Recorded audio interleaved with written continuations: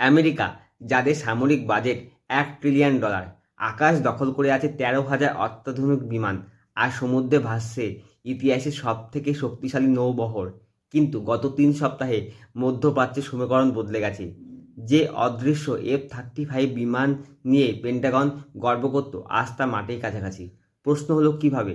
প্রযুক্তিতে পিছিয়ে থাকা বছরের পর বছর নিষেধাজ্ঞায় জর্জরিত ইরান কিভাবে আমেরিকাকে চাপে ফেলে দিল?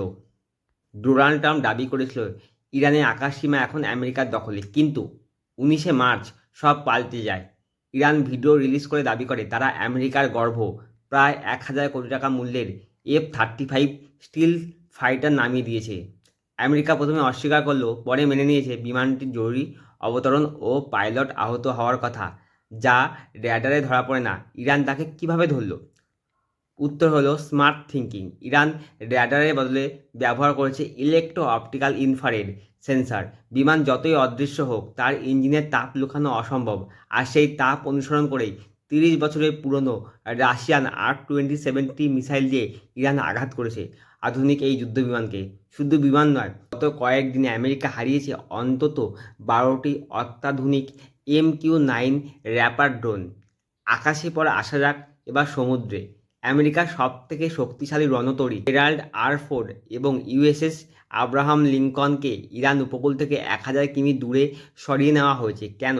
কারণ ইরানের সস্তা ড্রোন আর ব্যালিস্টিক মিসাইলের ভয়।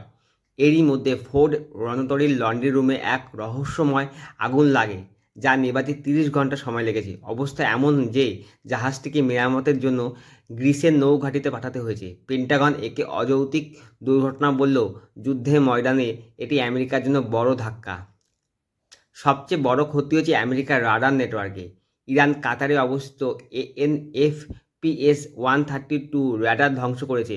$1.1 বিলিয়ন মূল্যের এই রাডার 5,000 কিলোমিটার পর্যন্ত নজরদারি করতে পারত। বিশেষজ্ঞদের মতে এই রাডার পুনরায় বানাতে 5 থেকে 8 বছর সময় লাগতে পারে।